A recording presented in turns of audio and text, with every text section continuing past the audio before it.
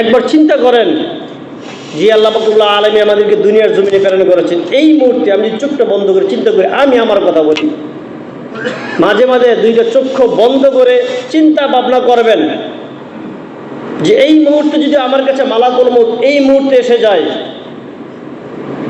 ঘুমানোর আগে বা যে কোনো টাইমে অন্ধকার করে একবার চিন্তা করবেন, চোখ দুটা বন্ধ করে করবেন, মাঝে মাঝে দেখবেন আল্লাহর উপর বিশ্বাস বাড়বে, আপনার আমাদের প্রতি স্পিড বাড়বে। যে এই মুহূর্তে যদি মালাকুল মউত আমার কাছে উপস্থিত হয়ে যায়,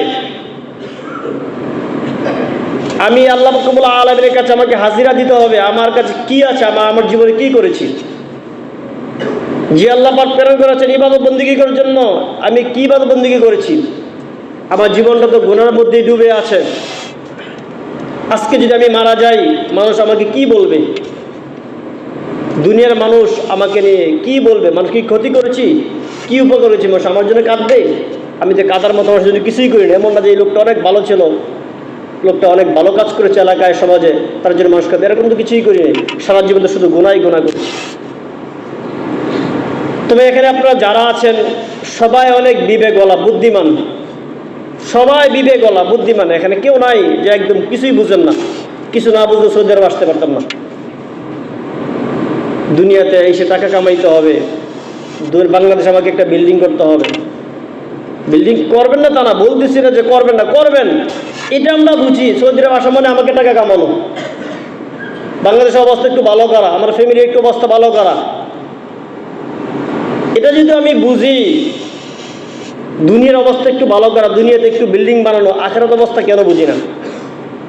দুনিয়া 60-70 বছর আমরা যে বাড়িতে বিল্ডিং বানায় থাকতেও পারি না, কারণ সারা জীবন তো প্রবাসেই থাকি।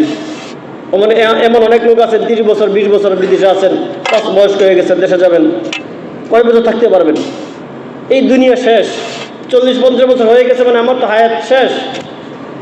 এখন আমার পুরা জীবন, পুরা লাইফ আবাদ একদম চিরস্থায়ী সব আমাকে থাকতে হবে ওই জায়গায়। ওই জায়গায় প্রস্তুতির জন্য আমি কতটুকু নেক আমল করতেছি, সকাল থেকে নিয়ে সন্ধ্যা পর্যন্ত পায়ের গাম মাথায় ফেলতেছি একটা বিল্ডিং করার জন্য, ছেলে মেয়েদেরকে ভালো একটা পজিশন দেওয়ার জন্য। অথচ আমার পজিশন কি হবে মরার পরে, এই চিন্তা কতজন করি ভাই আমরা? মরার পরে আমার আপনার পজিশন কোথায় হবে, কি হবে, এটা আমাদের সবার চিন্তা করা উচিত। মুসলমান হিসেবে সবার চিন্তা ভাবনা করা উচিত। এমন না যে শুধু একদিন জুমার মধ্যে আসলাম, জুমার হুজুর কিছু খুতবা দিল, মনোযোগ দিয়ে শুনলাম, এক কান দিয়ে শুনলাম আর এক কান দিয়ে বিন্দিয়ে দিলাম, এটা ভাই না। আপনাকে চিরস্থায়ীভাবে একদম মরণ পর্যন্ত যাতে আপনি আখিরাতে চিরস্থায়ীভাবে ভালো থাকতে পারেন, ওই চিন্তা ভাবনা আপনার করতে হবে, ওই জীবন আপনাকে গঠন করতে হবে। শুধু একদিন খুতবা শুনলাম, একদিন নামাজ পড়লাম না। আপনি যাতে মরার পরে ওই জায়গায় আপনি সুখে থাকতে পারেন, আল্লাহ রাব্বুল আলামিন আমাদের সকলকে দান করুন, তৌফিক দান করুন। সকলে বলেন আমিন। আকুলু কওলি হাযা আস্তাগফিরুল্লাহ লি ওয়া লাকুম ওয়া লিসাইরিল মুসলিমিন ফাস্তাগফিরুহু ইন্নাহু হুয়াল গফুরুর রহিম।